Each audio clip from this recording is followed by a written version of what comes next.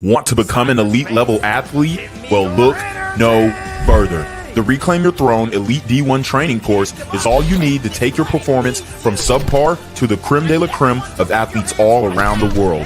The purpose of this course is to give you a comprehensive weight training, speed, flexibility, recovery, and endurance program that is meant to prepare young athletes for collegiate and professional sports. This course is packed with over 2 hours of creative, action-packed lifts narrated and coached by yours truly to assure increased strength, speed, flexibility, recovery, and endurance. Hey, I get it. Training alone can be tough and can even make you feel misguided or somewhat unmotivated. But with this course, I walk you step by step through each and every lift to make sure you're using the proper form to prevent injuries and that you're hitting the correct muscle groups to render maximum results. So what are you waiting for? It's now or never. So go ahead and get the training course today so you too can reclaim your throne. All right, guys, we have breaking news. We have breaking news coming out of Cleveland. Apparently, the Cleveland Browns are set to sign Tyler Huntley in a very bizarre late night headline. The Cleveland Browns are set to sign Tyler Huntley as another quarterback, claiming that because of the quarterback room injuries, being Dylan Gabriel suffering with a hammy injury, Kenny Pickett suffering with a hammy injury, and then Shedeur Sanders sitting out for a sore arm, they are bringing in another guy, Tyler Huntley, from the Baltimore Ravens to bring, the Miami Dolphins to bring, I guess, a new healthy quarterback in. But it's like I don't think these injuries are as severe as they're trying to make it seem. I mean, Kenny Pickett said he was ready to go. We saw no signs of damage from Dylan Gabriel from his hamstring. He did sit out today in practice. But man, this is a big blow. This is a huge blow to the people like myself who wanted to see Shedeur Sanders ball out. Because there's no way they're going to keep 5 quarterbacks on the roster. And, the way that Dylan Gabriel has been playing, it's absolutely abysmal. And then the Cleveland Browns ended up putting out their official depth chart. This is the first official depth chart of the season. And they still have Shedeur Sanders as QB4, even though he outplayed every single quarterback in that quarterback room. Literally he outplayed every single quarterback in that quarterback room. We're waiting for Friday because we're wanting to see exactly what the Browns are going to do. Unfortunately, I believe that the Browns are not going to play Shedeur on Friday. And this is a really sad conclusion that I'm coming to, but I don't think the Browns are going to play Shedeur Sanders on Sunday, even though it's a preseason game and they're supposed to let the rookies have at it. I just think the Browns signed him. To me, it just seems like the Browns signed him to destroy him. With everything that's going on, with Jimmy Haslam saying, if you told me we were going to pick Shedeur, we don't really want Shedeur, right? With them giving Dylan Gabriel first team reps without, him even earning it or performing at that level, everybody's coming out and saying, hey, Dylan Gabriel's trash. Dylan Gabriel's trash. He's not the guy. And then they're like, yo, let Shedeur get an opportunity. The Browns haven't even given Shedeur an opportunity. He's had 0 reps with the first team. So At this point, you got the Browns bringing in a new quarterback in Tyler Huntley. And, Adam Schefter actually confirmed it. And y'all know in the sports world how pretty much conclusive Adam Huntley's reporting is. Adam Schefter's reporting is. And he says, sources say the Browns are signing quarterback Tyler Huntley. I don't know why he called him Snoop. I ain't never heard nobody call a nigga Snoop. But Tyler Huntley, who spent part of last season with Cleveland, with Kenny Pickett and Dylan Gabriel nursing hamstring injuries, and Shedeur Sanders having a sore shoulder. The Browns need another arm, enters Huntley. The Browns need another arm? This is absolutely ridiculous. Why do the Browns need another arm? They have a quarterback room of 4 QBs.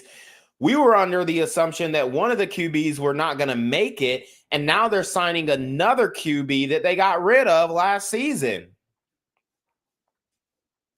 So they already know what they're going to get.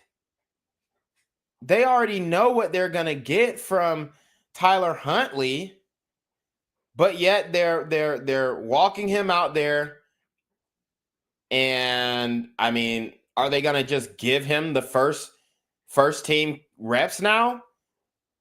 Or is he going to back up Shedeur? I mean, how is this depth chart going to look with a 5th quarterback and technically he's a 6th quarterback because they still have Deshaun Watson on injury reserve, who also has a guaranteed basically $100 million contract. So what the hell is this Browns organization doing? This isn't even an organization anymore. This is a fucking circus. This is a circus. The Browns absolutely have no idea what they're doing. They're strolling out all these different QBs as if, QB1 hasn't already performed. Shedeur is here. Look at the stats. The stats don't lie. 70% completion percentage, 6 touchdowns, 0 interceptions. The guy takes care of the football. He's not fumbling snaps like Dylan Gabriel. He's not doing any of that. And you have this ridiculous Browns organization signing another quarterback when you got 5 quarterbacks in the room already. 4 on the field, 5 in the room. What the hell are we doing? If I was a Cleveland Browns fan, which I would never be a Cleveland Browns fan, but if I was a Cleveland Browns fan, I would be pissed. I would be just absolutely upset right now. More upset than I actually am. Okay. Shout out to Simply Nima. She says they're doing this on purpose. Shedeur playing well would expose them. Exactly. Brewster says now that Charles Woodson is their limited non-controlling minority owner, can someone get an interview with him?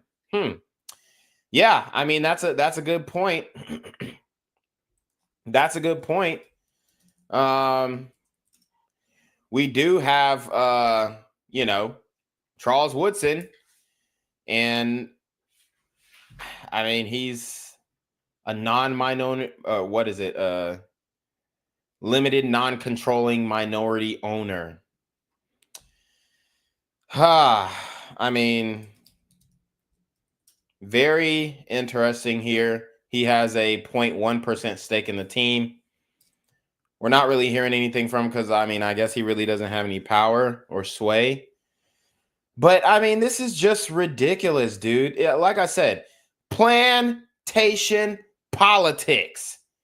Plantation politics. Let me repeat. Plantation politics. That's all this is. That's all this is. They're trying to bring in another guy and say, hey, we got this guy, that guy, who's better than Shedeur Sanders. Are you kidding me right now? Dylan Gabriel is trash. Everybody's coming out and saying Dylan Gabriel is trash. And you don't believe me? Let's go. We got reporters coming out and saying Dylan Gabriel is not ready. He's not ready. He's too short. He can't see over the line. He's 5'9", taking snaps from a 6'6", 320-pound center. The center has to bend down. That's why there's so many fumbled snaps by Dylan Gabriel. Dylan is in the thick of it, man. Now, again, like not many with fair perspective here, third-round picks come in, get first-team reps early, and start. That volume of that outcome is pretty low. So we're judging Dylan on like, can he come in and start right away? Which I do understand why some people are like, he's very maxed out. He's older. He's got a ton of college reps. And if he was going to step in and not dominate, but be competent, it should be quick. Right. Like if it was going to be clear, it would be clear. Right. I would say I'm a little disappointed in that regard. Now, there have been good moments. There have been some nice, downfield throws here and there. I think the things that have caught me a little off guard is the pinpoint accuracy has not been where I thought it would be. Too many misses, too many miscommunications, too many I thought he was going to be there, he was here type of reactions from him. And then, I knew the height would be a problem. It's something he's going to have to continue to navigate. It's hard. It's very hard to do. And I think that's somewhere I expected him to struggle, and that has come up. The thing I'm a little worried about is the accuracy stuff. Like when you have an answer and when you find it, he has not been consistently delivering with accuracy. There you have it. And this was a softball. This was a softball analysis of Dylan Gabriel's play. Now let's hear the real stuff. This is from 92.3 The Fan, who are known Shedeur Sanders haters. These are known Shedeur Sanders haters, especially this fat guy on the right. I don't know what my dog is like growling in the background, but this is a known Shedeur Sanders hater, and this fat chump right here.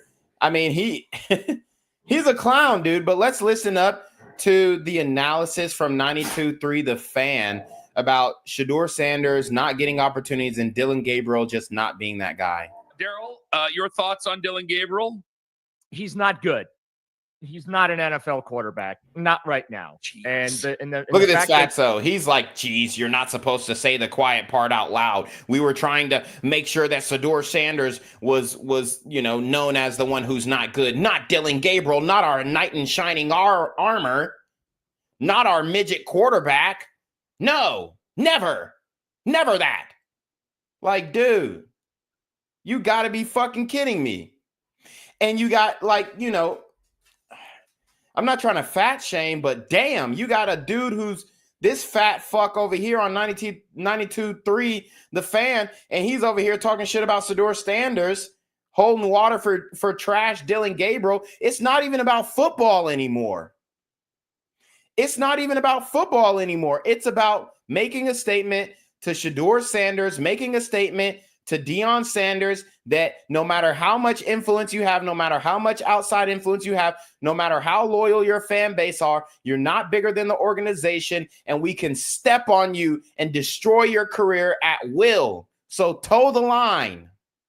That's what they're trying to tell Shedeur, and his play is just it's uplifting and uprooting their plans that they had for him.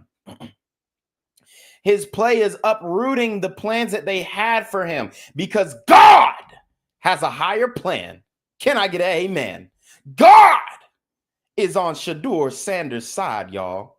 That's just the reality. That's the power of this thing, because we all know that football is a sport that revolves around Christ. Let's keep it a buck. It is a sport that without God, without the influence of religion, there is no belief in being able to do the things that us players do on the football field. Football gives opportunity to the less fortunate. And you have these these people playing plantation politics with Shedeur Sanders as the Cleveland Browns scramble and try and sign another quarterback when you got 4 quarterbacks already in the room.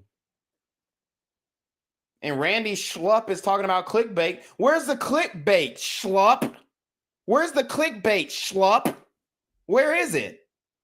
Because everything that I'm reporting on is 100% factual. The Cleveland Browns are about to make another mistake by adding another quarterback to the QB room when they already have a QB1 in Shedeur Sanders. They just don't want to give it to him. But the stats don't lie. The numbers don't lie. And the play in the tape does not lie. Dylan Gabriel looks a hot mess. Let's listen up. Keep running him out there for first-team reps. And part of it I get because Kenny Pickett's banged up with a hamstring injury, so there's not a lot he can do. But this goes back. They have been putting him out there first with the 11-on-11 going back to the offseason program. They're cramming this guy down our throats, and it's not good. It's not a height thing. It's not personal. I mean, he's rolling out, and he can't hit guys that are wide open. Yep. Because he's left-handed, so he has to roll out to the left. Otherwise, the play is dead. He doesn't have the ability in the arm straight to throw across his body like they're saying. Oh, Dylan Gabriel has immense arm straight. Dude, he doesn't. And then if you don't roll him out and he takes a 3-step drop or he takes a 5-step drop and he tries to sling that thing from shotgun, he can't get the ball over the line because he can't see over the line, and he's 5'9". And at 5'9", that's just not a height for a quarterback, bro. It's just not. This is coming from a short king. You can't play the position this low to the ground. You have to be able to have a little bit of a bird's eye view. And people talking about, well, no quarterback can see over the line. It's preposterous if you think any quarterback, unless the quarterback is 6'6", can see over the offensive line. Bullshit. That's bullshit. Hogwash. It's absolutely ridiculous. The spinsters are trying to spin it. And, I mean, it's just like, dude, throw Shedeur in. Stop playing the goddamn plantation politics. Please. We want to see an exciting NFL season where you put the best man up. The best man wins. That's what we want to see. But they're trying to stick it to the Sanders family, and it's just absolutely ridiculous. And then guess what? Watch this. I bet the Tampa Bay Buccaneers sign Shiloh, and they say, see, the NFL isn't biased against the Sanders family. We signed Shiloh. And, I love me some Shiloh. I mean, he was one of the biggest hitters in college football last year, one of the biggest hitters coming down from safety. But we know as far as a skill level and position-wise, Shedeur Sanders is better at quarterback than Shiloh is at safety. That can change. Shiloh's getting better. His mechanics getting better. His footwork getting better. And what he really needed to work on was his speed. I believe he's going to increase his speed. I believe he's going to be able to get close to that 4.4 speed once he puts in the work, and get that footwork right. And I think he's going to get better at coverage once he's covering those NFL receivers out there in hot Tampa Bay. But it's just perplexing that the Cleveland Browns are making the front office decision I think this is another confusing front office decision, resembling how they brought in Deshaun Watson, even with all his issues, injuries, and off the field issues. He is not all that great at times during the warm-up periods. He's pretty good during 7-on-7 when there's no offensive and defensive lines. Yep. But he's just not a good quarterback, and he's a third-round pick. And I talked extensively yesterday, as you mentioned, on my show with Nick Padone, The problem that I have right now is that the Browns are forcing me to look at a third-round pick who has no business being in contention to start a football game this year. They're forcing me to evaluate him like he is a first-round pick and like he is a starting quarterback in the NFL. And that's not fair to Dylan. You're putting that kid in a really, really bad spot. Dylan Gabriel should be a developmental player, just like you have, as an organization, made the decision to have Shedeur Sanders be a developmental player. But giving him first-team reps on a consistent basis is ridiculous. He is not a starting quarterback. Not yet. Maybe someday he'll develop into Colt McCoy. Look, you see the pig guy, the guy who looks like a pig, he don't like this shit. He don't like this shit. He's like, damn it. The organization told me to talk shit about Shedeur. The organization told me to talk shit about Shedeur.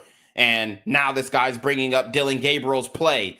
The facts don't lie. The tape don't lie. The stats don't lie. And be one of those, guys that can bounce around the league and be a backup or whatever. But, I mean, it's just god awful when he's on the field. It's not good. And, at times I feel like he brings the practice to a screeching halt when he's doing the 11-on-11 because the ball doesn't move. Daryl. Wow. So there you have it. There you have it. It said that he brings the practice to a screeching halt because the ball does not move. Wow.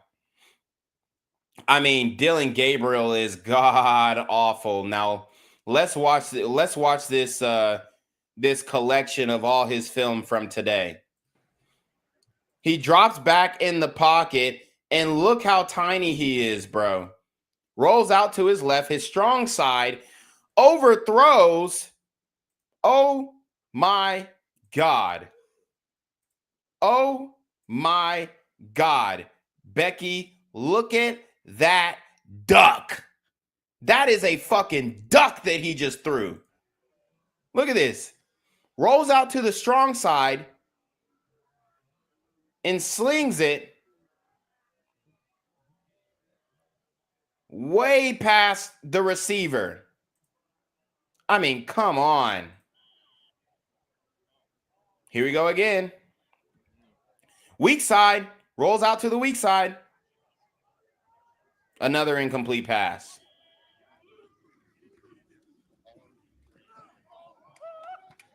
This is him throwing it up to the corner of the end zone. In the red zone. 3rd down. 4th down now.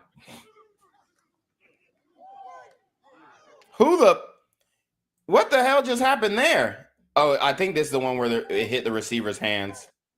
Yeah, so it hit the receiver's hands and he dropped it. Dropping money, boy.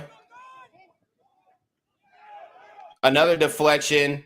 The guy was covered.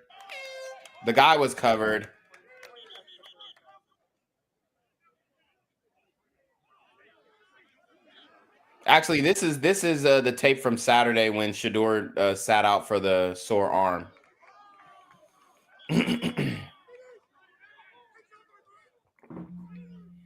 I'll see if I can find the tape from today. But look at these throws, man. Oh, my God. And then today, they sat out Dylan Gabriel. Well, they said they were going to sit him because he had a hurt hamstring. And then Shedeur still didn't get the first-team reps. They don't want to give him first-team reps because it'll make him look too good. It's so ridiculous, bruh. The Cleveland Browns are a clown organization. Look at this rollout to his left. Just an ugly sequence. That was the only nice throw that he threw.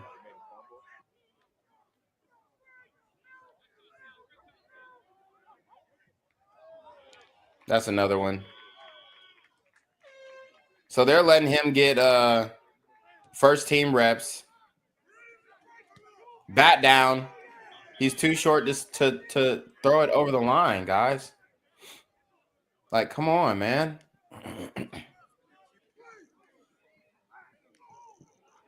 That was pretty much a sack. And who are you throwing it to here? Jesus Christ. Who is he throwing it to? Look at this. Where's my guy? Who are you even throwing it to? This is another example of the Browns saying, oh, well, he thought the defender or he thought the offense was going to be here, but there. I thought his processing was like that of nobody else. I thought that his processing and his football IQ was that of no one else's. I thought, you know, he was just some guy that, you know, could read a defense. Now I'm learning that he doesn't know how to read an NFL defense.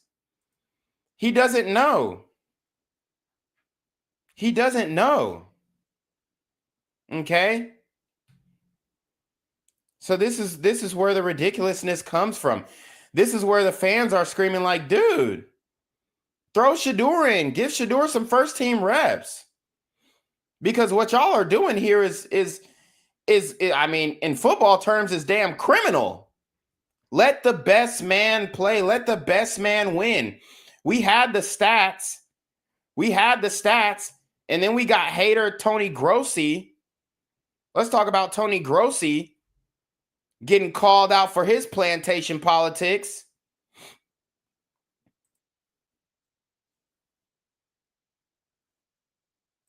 Hold up. Let me see. This is somebody from Cleveland 850 FM, ESPN Cleveland 850 FM or AM, asking for Shedeur, and then we'll play hating Tony Grossi. I'm so excited to see him play Friday night. He'll be throwing to guys that won't even be on the team in 2 weeks. But I need him to get on the football field and start playing football. So, you know, this guy is assuming that Shedeur is going to get any reps during preseason.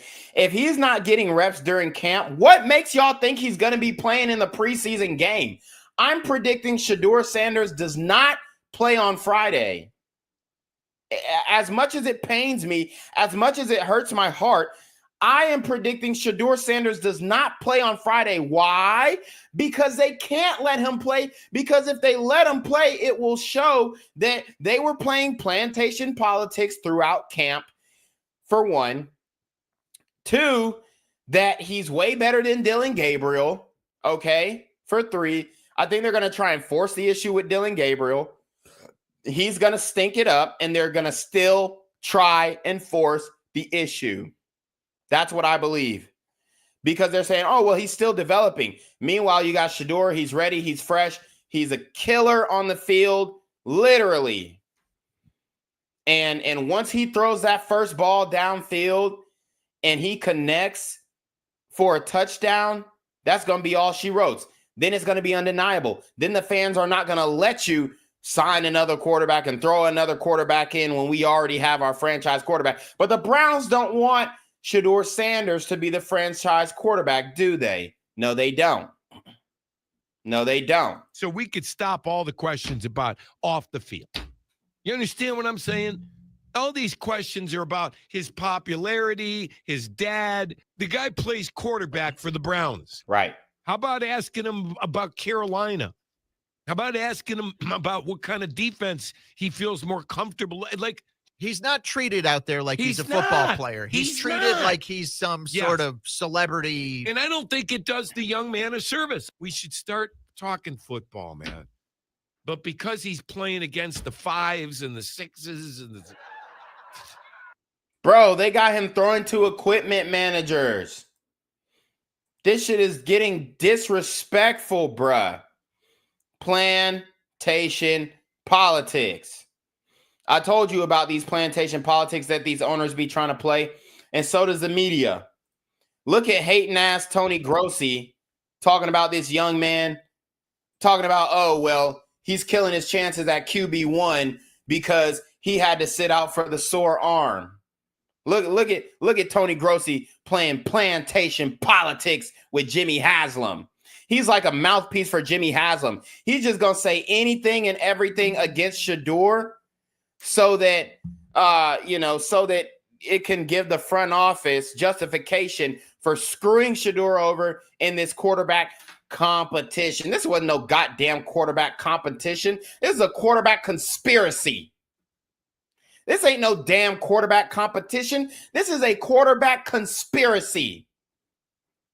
Conspiracy to commit murder of the Sanders family and their careers.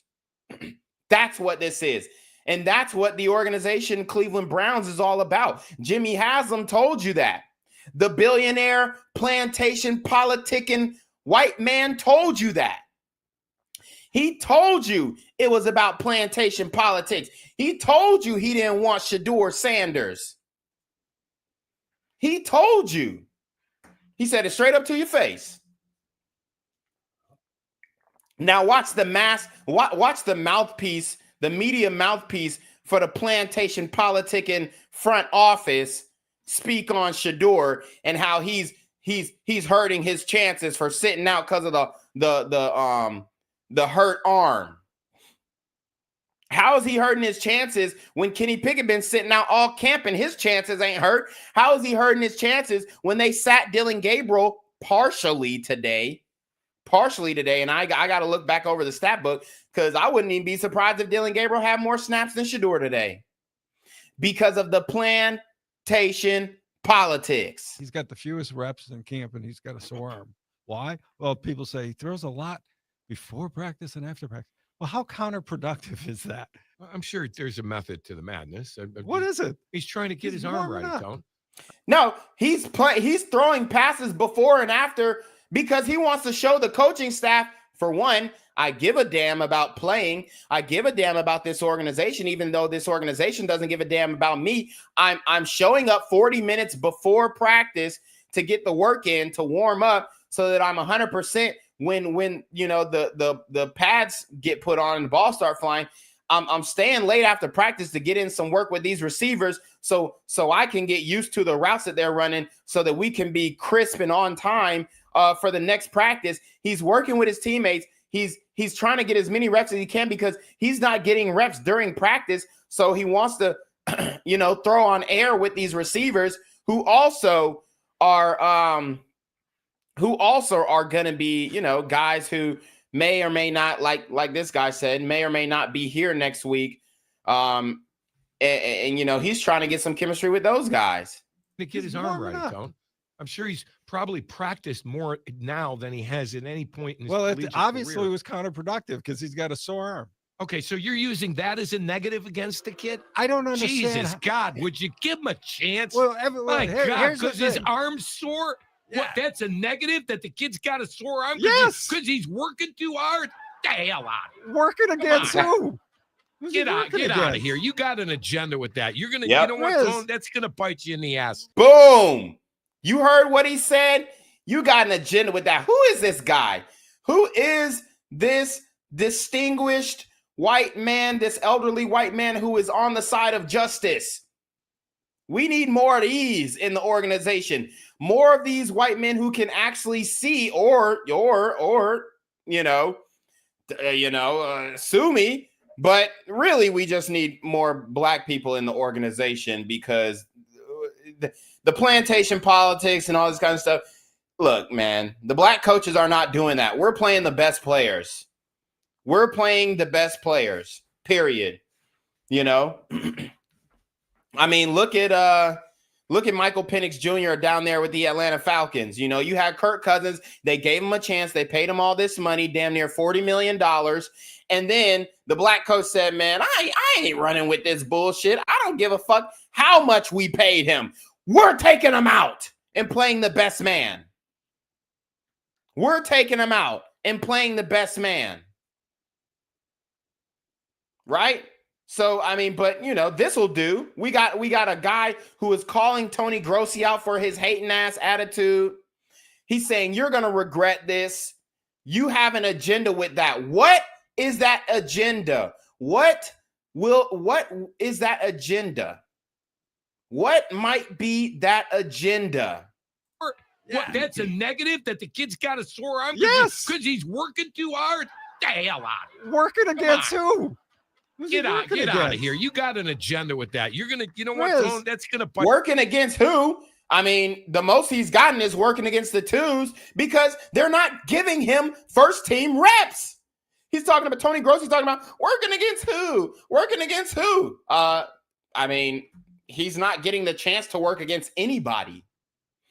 He's not even given the chance to work against anybody. They're limiting his reps. They don't want him to succeed. But guess what? God has another plan. Amen. God has another plan. Because look at this QB tracker. Oh, we've been taking notes and we've been watching film and we've been keeping stats. And women lie, men lie, women lie, men lie, women lie, men lie, numbers don't lie. Women lie, men lie. Where is your Gotti? Numbers don't lie. Numbers don't lie. What the hell are you doing over there? My dog is tripping. Oh, it looked like he done. Damn, his ass done caught a roach. I'm gonna have to clean that up afterwards. Anyways, numbers don't lie. Numbers don't lie. Hey, chill out. Chill out. Just let it be. Drago. God damn it. Hold up. I gotta kill this shit. Move. Move. Damn it. Sorry, guys. I got a damn fucking water bug crawling around and my dog is tripping, boy. This nigga done knocked the trash can over and everything. Anyways. It's the plantation politics, but the numbers don't lie. The numbers don't lie. We got Joe Flacco, and I don't want to talk crap about Joe Flacco. He's been a really good sport. He's been really good to Shedeur Sanders, it appears. He's not hating. He's not an old head who's hating and all that kind of stuff. So we got respect for Joe Flacco, but he's not looking the best, right? He's not looking the best. He's looking decent.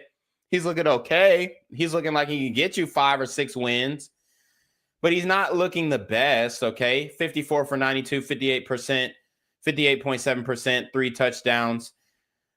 We got Kenny Pickett, 67. He ain't even played, so I don't even count his percentage because he ain't even thrown enough balls. 3 touchdowns, 1 interception. We got Dylan Gabriel, 62 of 113, 54.9%, 4 touchdowns, 2 interceptions. So for every 2 touchdowns, you get 1 interception with Dylan Gabriel. For every 2 touchdowns, you get 1 interception for Dylan Gabriel. Do you like those odds? Oh, hell no. I don't like them. I don't like those odds. I don't like those odds. Shedeur Sanders, 49 of 70, 70% completion rating. 6 touchdowns. And this is the big one. Here's the column that should immediately earn him the spot. Not to mention the 6 touchdowns, but 0 INTs. 0 INTs during all of fall camp. This should have immediately won him the starting position. This should have immediately won him the starting position based off of that. They said, oh shit, 6 touchdowns, 0 INTs, and he hasn't even been throwing to the ones yet. What's it gonna look like when he's throwing to the ones? Holy shit. What's it gonna look like when he's throwing to the ones? And then, we're coming off of that day where Dylan Gabriel went 3 of 14 and 1 interception. And yes, it was an interception. People trying to debate it like it wasn't a pick. And Kevin Stefanski talking about, Shedeur looks just as good as all the other rookie quarterbacks. What do you mean all the other rookie quarterbacks? There's only one other rookie quarterback. So what is he talking about? Anyways, Adam Schefter with the big report about Tyler Huntley being signed by the Cleveland Browns. Then we got it confirmed by ESPN. People say, oh, it's clickbait. It's clickbait. No, it's not clickbait. This ain't no damn AI video. I'll tell you that much. This ain't no damn AI video where like Shedeur Sanders is playing his ass off today. And the Cleveland Browns, no, this ain't no AI video. This is raw and uncut, reclaim your throne. And we are talking about the throne that needs to be reclaimed. And that is the QB1 position by Shedeur Sanders of the Cleveland Browns. And the fans are going to start, they're going to start speaking up. They're going to start speaking up. The Cleveland Browns are signing quarterback Tyler Snoop Huntley, sources told ESPN's Adam Schefter, adding depth with multiple passers nursing injuries. Multiple passers nursing injuries? Really? Really? Multiple passes nursing injuries? So for one, they were trying to tell us that Kenny Pickett's hamstring injury isn't even that serious and he's coming back in a week. And then they're trying to tell us that, oh, well, now Dylan Gabriel is nursing a hamstring injury, but he's still getting his same amount of reps with the ones.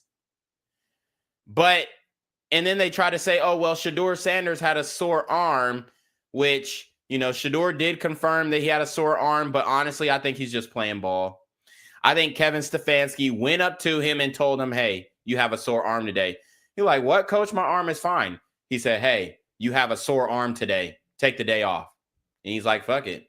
I mean, shit, that's what they're telling me. And he has to line up with it because he has to prove to the front office that he's willing to support the plan and be a team player and all this kind of stuff. And he can't really speak on it like that. But honestly, I don't believe Shedeur had a sore arm. I don't believe it at all. Even though he said that he did, I still don't believe it. I believe the front office and Kevin Stefanski told him, hey, you have a sore arm. You're sitting out today so that we can evaluate Dylan Gabriel. I don't think he said the evaluate Dylan Gabriel part, but I believe he said, you have a sore arm. You're going to say you have a sore arm, and that's going to be that. And that's going to be at that. Okay, Cleveland is holding a quarterback competition between 4 players: Joe Flacco, Kenny Pickett, Dylan Gabriel, and Shedeur Sanders. Notice how ESPN don't have the clickable Shedeur Sanders button, even though he's the most famous out of all these players. Look, I click on Joe Flacco. You click on Joe Flacco. I guess it's going to Joe Flacco's NFL profile, or it's going to the next. Okay, there you go. It goes to his profile. They don't even have ESPN doesn't even have an NFL profile for Shedeur Sanders. That tells me this is collusion at the highest level. This is a conspiracy at the highest level. Because you can click on all of these quarterbacks' NFL profile, Kenny Pickett, Joe Flacco, Dylan Gabriel. Look, I'm clicking on it. I'm clicking on it. They don't even have a clickable profile, a clickable URL for Shedeur. And they're saying Dylan Gabriel's 5'11". Dylan Gabriel ain't no goddamn 5'11". Are you out of your mind? Are you out of your mind? So anyways, Pickett hasn't practiced fully since injuring a hamstring July 26th, and Gabriel was limited Monday because of hamstring tightness. Sanders was held out of team drills Saturday because of arm soreness, but returned to full participation Monday. The Browns are holding joint practices in Charlotte with the Carolina Panthers on Wednesday ahead of Cleveland's preseason opener Friday. Browns coach Kevin Stefanski said Monday that the team was still working through its plans for joint practices as well as the preseason opener. Yo, Shedeur better get some reps with the ones in this joint practice, which apparently they're not giving the rookies that many. Well, I'll guarantee they'll give Dylan Gabriel reps. But if they give Dylan Gabriel reps and they don't give Shedeur reps against this in this joint practice, then I'm going to tell you what. I'm going to tell you exactly what's going on here. If they give Dylan Gabriel reps in this joint practice, I mean, we already know they're trying to prepare him for QB1, which he's not ready for. He will get exposed. He will get exposed. He's not playing with players who are on his team who are liking him. And I genuinely believe I genuinely believe the coaches might even go to the defense and say, hey, lighten up on Dillon Gabriel today. Let him complete some passes. Even if you can bat it down, let him get the completion so he can see completions. I guarantee it's that high level of conspiracy. Browns coach Kevin Stefanski said Monday that the team was still working through its plans for joint practices as well as the preseason opener. Huntley, 27, spent training camp with the Browns last year and was one of 4 quarterbacks kept on the initial 53-man roster, but he was released days after the roster cut-down deadline once a trade failed to materialize. Huntley later signed with the Miami Dolphins and went 2-3 in 5 starts. 2-3 in 5 starts. 2-3 in 5 starts. Is this what you want, Cleveland Browns? Y'all want him to start the season off and go 2-3?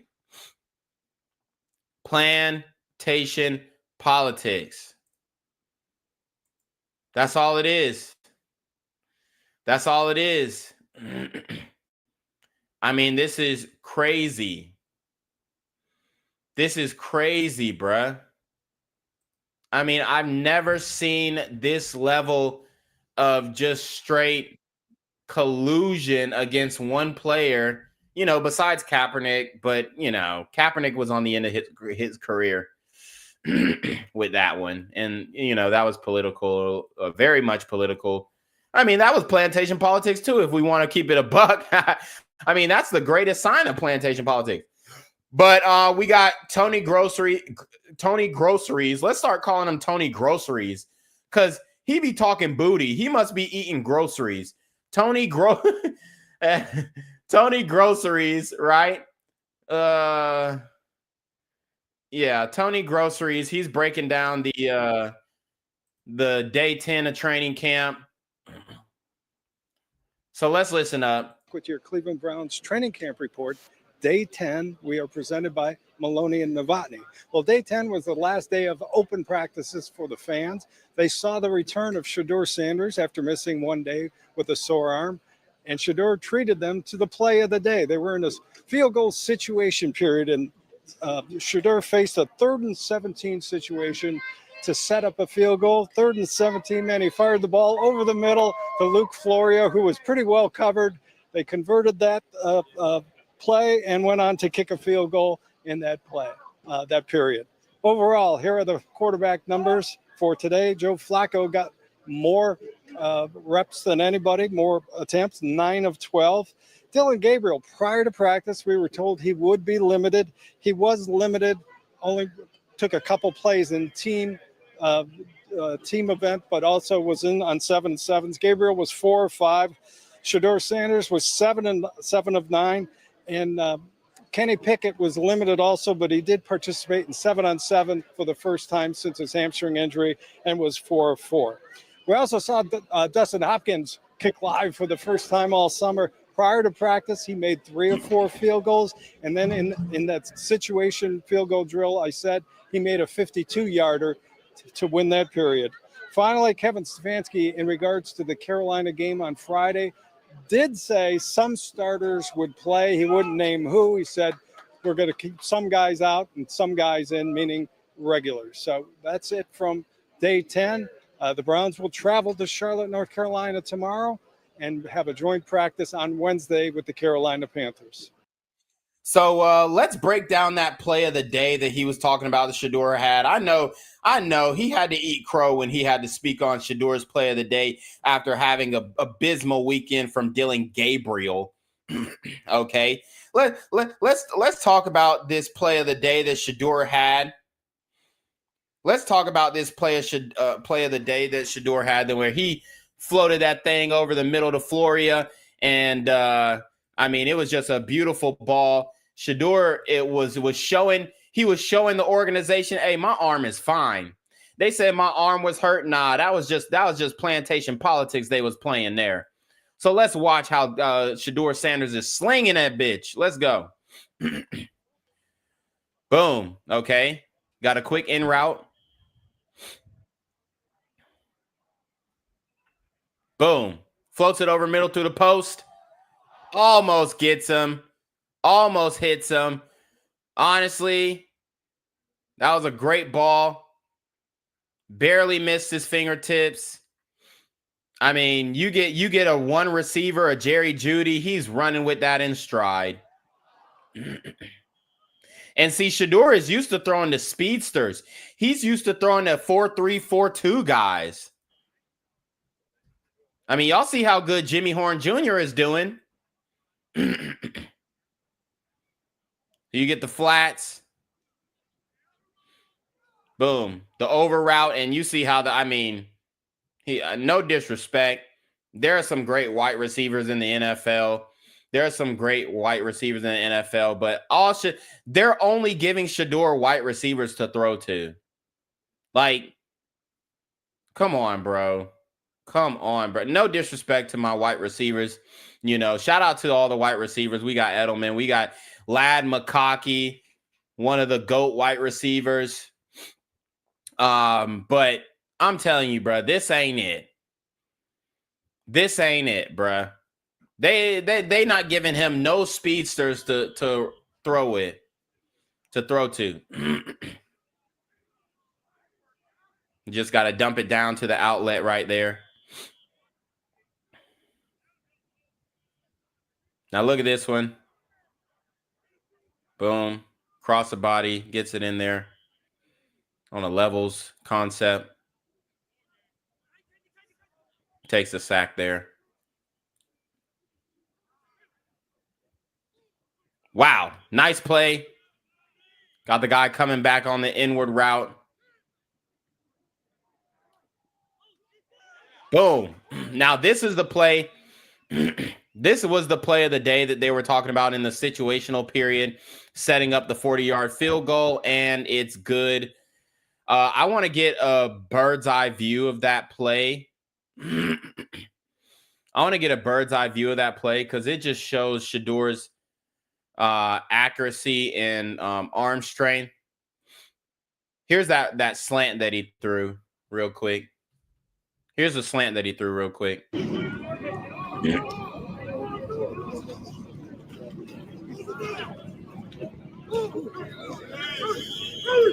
Well, I guess it wasn't a slant. I don't know where he came from, honestly.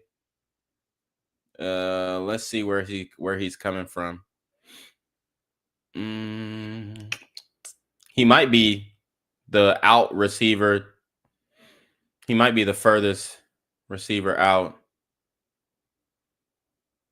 Yeah, so he must have been way out there. He must have been way out there. So let's see. Oh, okay, this is the pass where he found Luke Floria down the middle. This was just a brilliant pass here. Boom. Threads the needle between two defenders. And he keeps doing that. He keeps throwing balls that are confusing the defenders. Shedeur Sanders throws footballs that confuse defenders. They're like, how the fuck and how does he have the balls to throw it at us like this?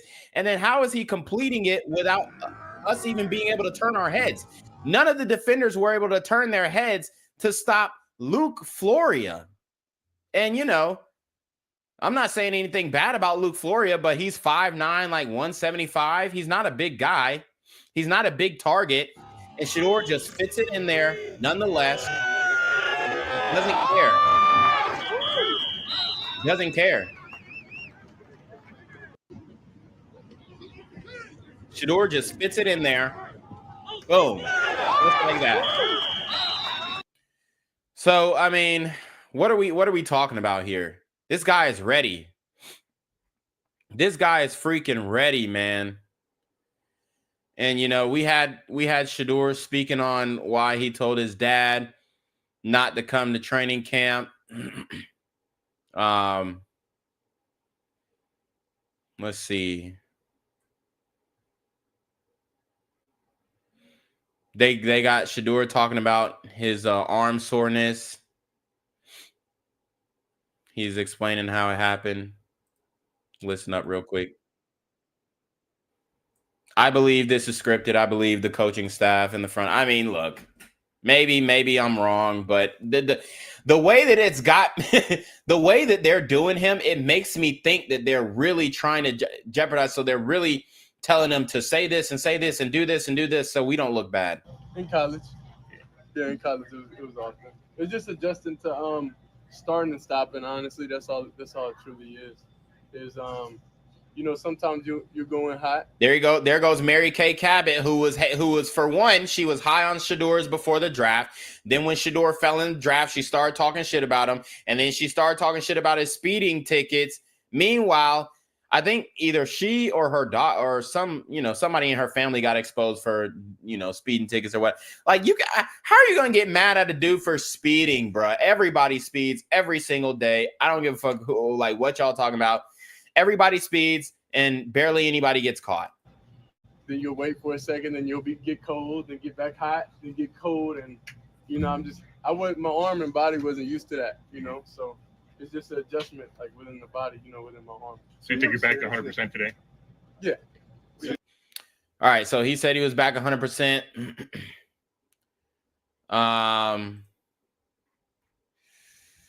They got an interview of him, I think, post-practice. Let me see.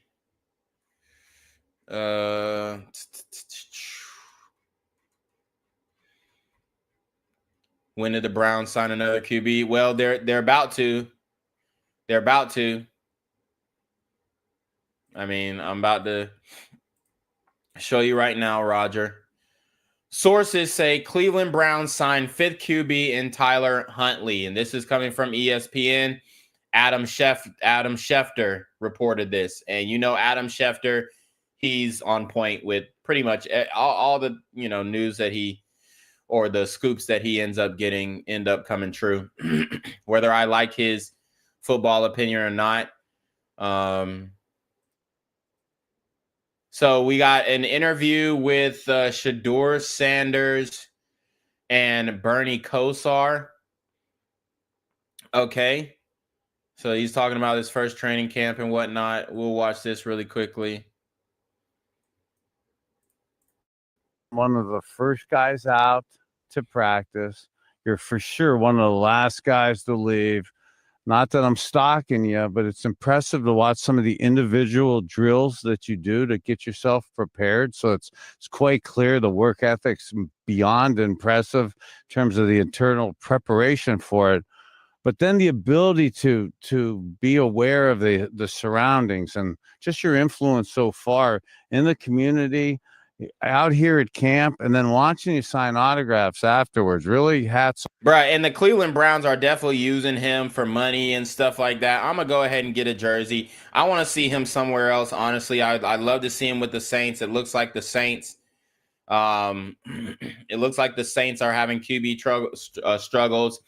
And now the Browns are actually confirming that they signed Tyler Huntley. The Browns are confirming they signed Tyler Huntley. So now they got 5 QBs on their roster. I mean, come on.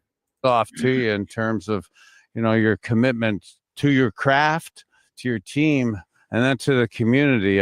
What do you attribute to being able to do that? Just being a normal human. I don't think anything is hard when it comes to that. You feel like it's just something I internally just feel like doing. So at this point in life, I don't think I would fake anything, because there's no need, there's no reason to. So wow, it's beautiful. Everything is just genuinely how I am.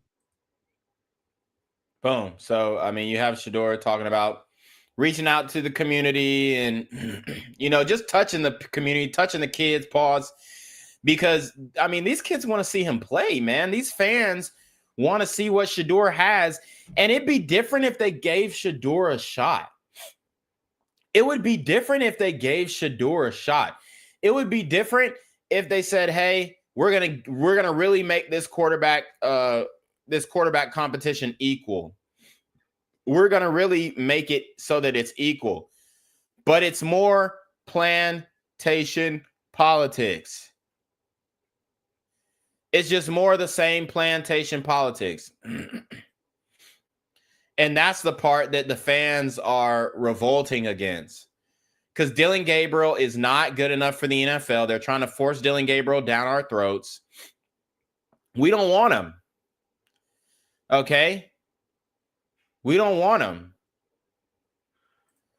So, I mean, it's just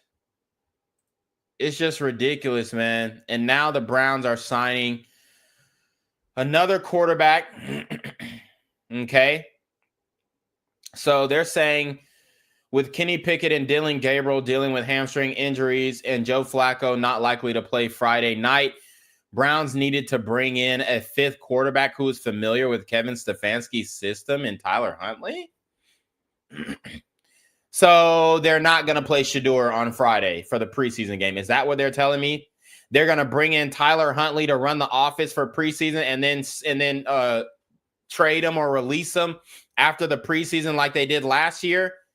Dude, come on. Come on. Here's Browns fans from 92.3 speaking about they have no idea what to think with this new signing. They have no idea what to think. Let's listen up. If you missed it, Browns quarterback news coming down. Tyler Huntley, now a part of the fiasco, part of the roster, a part of the kerfuffle, the circus, whatever you want to put it as. I'm allowing you to name it as you feel at this point, because I truthfully don't know what to think. I don't know what the actual thought process is going in. And like, if you thought, this is the only way it would make sense to me, because I don't see why you would bring in 3 veteran quarterbacks and not, actually give credence to your 2 rookies. Like, if you thought for some reason either Kenny Pickett was going to miss extended time, which he, again, was back on the field today, so I don't feel like that's the case, or that you felt like Kenny Pickett was not cutting it. Those are the 2 scenarios where I'm like, okay, then go get another veteran quarterback, right? If you really feel like you need one more just guy in the room that isn't a rookie to satisfy it, and you are thinking that you're probably going to move on from Kenny Pickett, okay, and you want to go get another veteran, I could see getting Tyler Huntley. Everything that they've said, every word that has come out of their mouth has been the opposite of that. It's been, Kenny looks stellar. We like Kenny. Kenny's competing for the starting job, and he's done everything right up to this point. Yep. So what is he exposing? He's exposing that this Cleveland Browns organization are full of a bunch of liars. This Cleveland Browns organization is full of a bunch of liars, cappers, El Capitan. That's all they do is cap. We love Kenny Pickett. Goes out and signs another guy to take his spot. Plantation politics. Plantation politics. Repeat it with me. Plantation politics. This is not a quarterback competition. This is a quarterback conspiracy. So why Tyler Huntley? Again, I know you got to get these guys reps. And if you don't have enough quarterbacks healthy, and that's one thing, I don't think that arm soreness a week in advance would be keeping Shedeur out of playing in the game. Right. Maybe you don't want to play Flacco. Maybe that's a concern. I don't see, if it really came down to it, why you couldn't. So don't play Flacco. Play Shedeur. But they don't want to play Shedeur. Why? Plantation politics. But sure. You tell me the hamstring's going to cost Dylan and Kenny time, even though they're both out on the field today in limited practice? Right. Like, if it was that big of a concern that you thought by coming up by Friday, that with 4 days' time, they weren't going to be able to go, I would be hoping that they're not practicing at this point. Yeah, I mean, yeah. But this organization is full of liars, backstabbers, all that. Okay? I mean, wow, man. This is just ridiculous here. This is just ridiculous here. And we're trying our best to keep you guys updated with this Cleveland Browns quarterback situation. This is a story that I personally, took a interest in. this is a story I personally took an interest in because obviously we are rocking with Shedeur Sanders. But I mean, it's just crazy for them to sign another quarterback again today. And we got tape from Dylan Gabriel as well from today. So we'll play that. 7-on-7. And here's the thing. He's fine in 7-on-7 because he can see over the line. Dylan Gabriel should play flag football. Okay? There's no line. There's nobody he has to see over. So boom. Oh my God. His back was completely wide open and he just threw it behind him. Throwing a screenplay in the flats. Nothing spectacular there. Rolling out. Oh, this was a excuse me, like a reverse play. Throws it. Too hot. This is a 7-on-7 play. So, I mean, you see it there. Nothing really spectacular. Nothing really spectacular from Dylan Gabriel.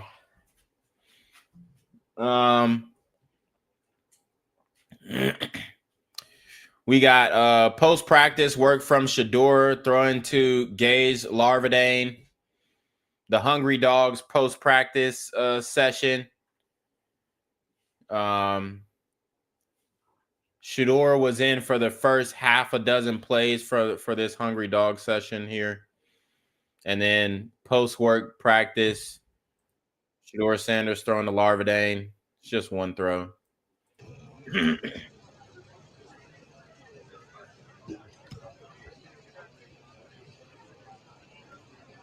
There you have it, just getting a little extra work. Does this look like a quarterback whose arm is sore?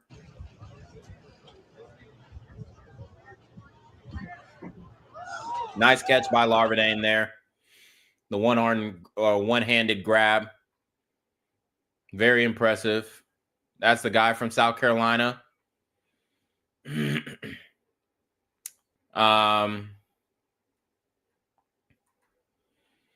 Yeah, so I mean, that's pretty much all of the film from camp. Let me see if we can get the Browns QB tracker from today.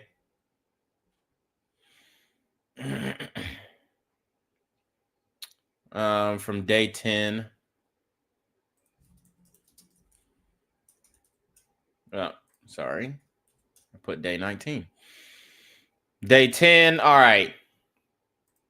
So, you know, I really don't understand the distribution of reps here. You got Flacco, 9-12. Sanders, 7-9. Gabriel, 4-5. Pickett, 4-4. And obviously, they didn't participate in much of the team Hungry Dogs reps. Shedeur still hasn't gotten first-team reps with the ones yet. So, I mean, it's just looking. It's not looking like they're really trying to put Shedeur in a position to win this quarterback competition. It really doesn't look like that. So I think we'll kind of wrap it up there. We'll wrap it up there. I mean, we already know what type of talent Shedeur Sanders is. We know what he can do on the field. We know what type of kid he is on and off the field. He's a good kid, smart kid. He knows how to read NFL defenses. That's one thing that we've learned through camp. And even Robert Griffin III said Shedeur Sanders is being set up to fail in Cleveland, but God got him showing out even with limited reps. Yep, that's 100% true. Let's see. They're saying Shedeur Sanders makes the fastest pass in training. Oh yeah, this is some BS. Okay, I guess Daryl Reuter he asked the offensive coordinator when results are going to start mattering. Now, this is a big question to Tommy Rees. the Browns offensive coordinator, another, non-melanated offensive coordinator who doesn't know what the hell he's doing. So let's listen up. Yeah, I mean, I think when you're focused on the process, the results start to show themselves, and you feel that in a certain progression as you go through camp, right? First 7 or 8 days, you're in an install mode where you're trying to install offense regardless of what you're really seeing defensively, and defensively you're trying to install your stuff regardless of what you're seeing on offense. And then once you kind of get past that install phase, you start focusing, all right, this is who we believe we can be. This is what fits our team. This is what fits our personnel. And then you start to build off of that. And that's when you want to see the results follow because the process has been laid. Okay, so that was his answer to when results are going to actually start mattering. Daryl Reuter is he's on this organization's behind, okay? He's on this organization's behind, and he's not holding back. He's already showed his support for Shedeur, and he's shown that Dillon Gabriel is not the guy. Dillon Gabriel's not the guy, and he's speaking up about it. One of the first reporters to speak up about it. We'll remember that, Daryl. We will remember that and definitely give you your props on that one. But yeah, it's absolutely ridiculous what they're doing to Shedeur Sanders. They got Kenny Pickett compilation for his day 10 rather. So boom. Low pass to the flats. That was going to get ate up by the defender.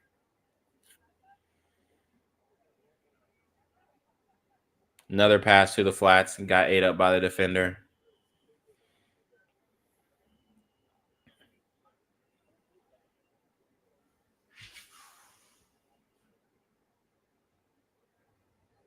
Okay.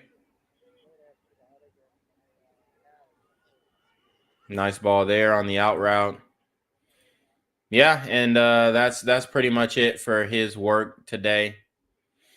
So yeah, it's a travesty what the Browns are doing right now. And we ain't gonna have an answer till Friday. Friday will tell us everything we need to know, though. Friday will tell us, hey, are they really going to screw Shedeur? Are they going to allow him to play? Are they going to allow him to get into the preseason game? Because he does definitely deserve it. He has outperformed every quarterback in camp. So they're saying Kenny Pickett and Dillon Gabriel are not expected to play in the preseason opener. This is coming from Mary Kay Cabot an hour ago. Again, Kenny Pickett and Dillon Gabriel are not expected to play in the preseason opener. So is Shedeur going to play? It seems like they're trying to set Shedeur up to be traded. Well, I hope Shedeur plays the whole game or as much as the game as he can to show what he's really got. Because in my opinion, he is definitely QB1.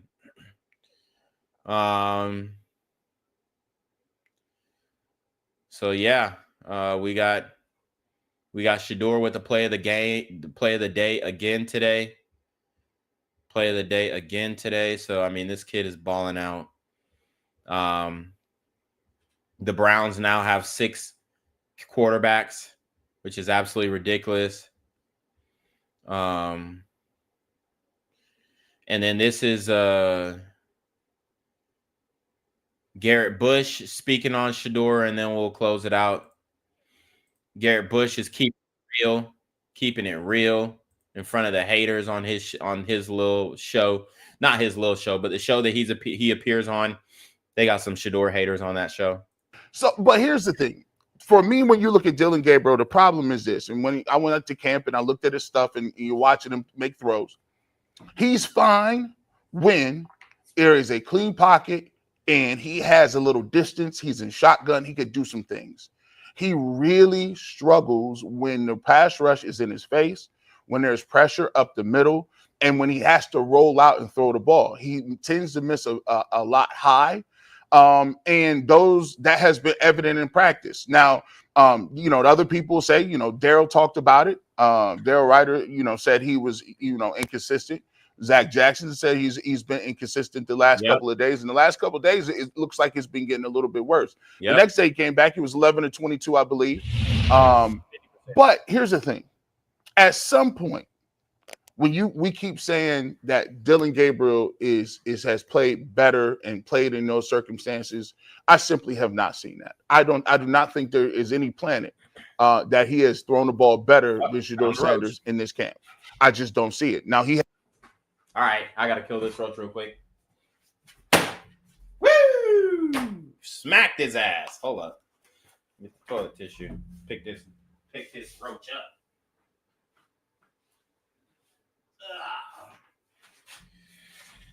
All right. Well, that was a good way to end the stream. I appreciate everybody for joining the stream. Y'all already know we are on the Shedeur wave. We're rocking with Shedeur. I don't care how many quarterbacks the Cleveland Browns sign or how much crap Tony Groceries talks about Shedeur. We already know Shedeur is QB1 caliber. The question is, will the Browns give him the opportunity, or will they continue to destroy their franchise and dig their franchise into a deeper hole with its fans? But you already know what it is, man. It's your boy Reclaiming Throne. Make sure you like, comment, share, subscribe. Send your relationship request to the email down below, or screenshot of your CashApp so I don't know you're paying your tithes, man. Y'all already be on your marketing with the BS. You already know. Reclaim your throne. Want to become an elite level athlete? Well, look no further. The Reclaim Your Throne Elite D1 training course is all you need to take your performance from subpar to the creme de la creme of athletes all around the world. The purpose of this course is to give you a comprehensive weight training, speed, flexibility, recovery, and endurance program that is meant to prepare young athletes for collegiate and professional sports. This course is packed with over 2 hours of creative, action-packed lifts narrated and coached by yours truly to assure increased strength, speed, flexibility, recovery, and endurance. Hey, I get it. Training alone can be tough and can even make you feel misguided or somewhat unmotivated. But with this course, I walk you step by step through each and every lift to make sure you're using the proper form to prevent injuries and that you're hitting the correct muscle groups to render maximum results. So what are you waiting for? It's now or never. So go ahead and get the training course today so you too can reclaim your throne.